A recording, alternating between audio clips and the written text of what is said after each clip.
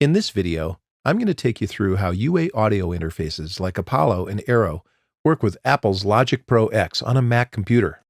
I'm using an Aero to demonstrate, but the concepts apply to all desktop and rack-mount Apollos as well.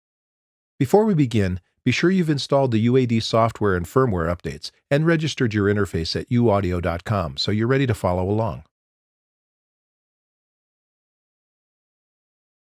Apollo and Aero let you hear yourself complete with onboard UAD effects in real time, all the time, with no latency, because it's all done in the interface, not on the host computer. And the keys to this true low-latency recording and monitoring system are onboard UAD2 processing and the console application. Console runs alongside Logic and handles all your audio monitoring. It lets you set up your inputs and headphone mixes easily. And you can record yourself through UAD emulations of vintage mic preamps, compressors, EQs, reverbs, or guitar amps with no latency, just like if you were using an analog studio. Console replaces the software monitoring feature in Logic, so be sure to disable the software monitoring preference when using an Aero or Apollo. In Console, all physical and virtual inputs are shown as channel strips. Channel strips are routed directly to the monitor output, so you hear sound as soon as you plug in an input. You use Console's faders and other controls to create your input mix, but the audio recorded in Logic is sent at full level before the faders. With universal audio interfaces, onboard DSPs run the mixer and UAD plugins. Interfaces come complete with a basic set of great-sounding plugins right in the box, which include the 610B tube preamp, the LA2A and 1176 compressors, and the Marshall Plexi Classic guitar amp. You track through them with no latency by adding them to channel strips in the console. You can choose to record with or without effects by toggling the Insert Effects buttons. When set to record, effects will be recorded, and when set to monitor, you'll hear the effects but they won't be recorded. You can set this up channel by channel or all at once using the global Insert Effects buttons on the side panel. And when you're ready to mix, you can use the same UAD plugins directly in Logic. Just be sure to disable anything you're not using in Console to get the most out of your DSP. Unison preamps like the 610B and the Marshall are placed in a special insert slot at the top of the channel. They can be used in any channel insert, but when you use the special Unison slot, they take over the physical preamps to complete the hardware model by changing the impedance and gain staging. And because of this unique hardware-software interaction, Unison preamps are always recorded, regardless of the state of the Insert Effects buttons. The Settings page is where you edit and save hardware and software options. The default settings are a great starting point, but you can customize them at any time, and you may want to set input delay compensation to off for the lowest latency. Logic uses core audio for communicating with audio interfaces, and Console's unique I/O matrix allows you to customize the driver for your Apollo or Aero. Start by setting it to default. Default lists all of the inputs and outputs on the interface, which you can then reorder to suit your needs. When you're done, you can store them as a preset. Note that when working at high sample rates, the I/O configuration changes, and some channels are disabled. Be sure to refer to the software manual for a complete list of driver tables. There are a few basic ways to set up your headphone mixes.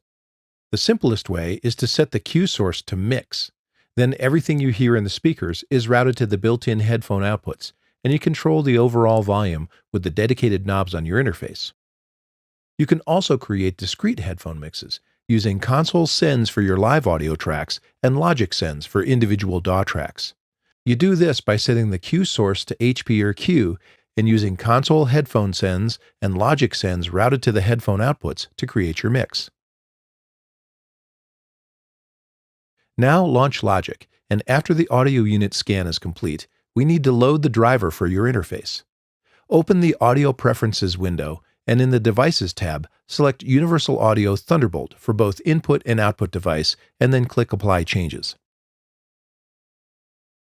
With Apollo and Aero, your DAW buffer size doesn't really matter because the hardware handles all real-time audio processing and monitoring without relying on the host computer.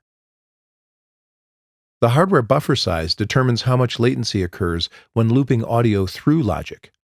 If you want to play virtual instruments inside Logic, set the hardware buffer to a low setting, like 64 or 32 samples. Low buffers use more of the computer's power to minimize latency, but it makes instruments easier to play. Of course, this does reduce track count.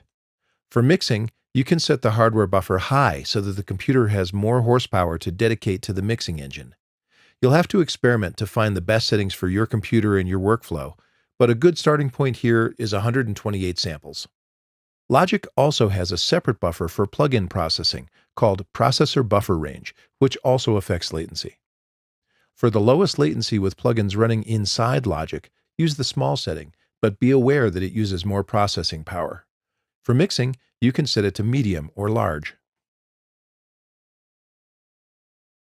In Logic, inputs and outputs are shown as numbered lists by default, but it's easy to use the names provided by your interface's driver. Go to the Mix menu and choose I/O labels. Click on the Provided by Driver radio button for the first input, then scroll to the last input and shift-click on its radio button to change them all at once. Now you'll see the names of the inputs alongside the I/O number, which is really helpful. Logic automatically renames the main monitor left-right outputs to stereo output, and it automatically sets it to the user name selection. New tracks are set to stereo out by default, but you can easily bus the signal to any of Apollo's line outputs or directly to the headphone outputs. When you monitor your audio through Logic, you'll encounter latency due to buffering, which is usually not a great recording experience. Apollo and Aero let you avoid that input latency altogether by replacing Logic's software monitor with live audio direct from the interface, controlled by the console application. To disable software monitoring in Logic, go to Preferences and open the General tab and uncheck Software Monitoring. Logic also features low latency mode, which disables certain plugins during recording. This can be useful in some instances where high latencies are problematic, but it automatically disables some plugins, so use this setting with care. Logic automatically sends the session sample rate to the internal clock. When you're not using Logic, you can change the sample rate for core audio applications like iTunes with the pop-up menu at the bottom of the mixer window or in hardware settings. Apollo and Aero have a number of virtual channels, which are connections that let you route the audio from applications on your computer to channel strips in the console and vice versa. For example, you can route Logic's main output to a pair of virtual channels instead of the main monitor. This makes it easier to blend live sources with DAW playback right in the console using faders. To do this, open Audio Preferences and go to the I/O Assignments tab and map the stereo output of Mon left and right to Virtual 1 and 2. In Console, link Virtual 1 and 2 to create a stereo fader and then give it a custom name.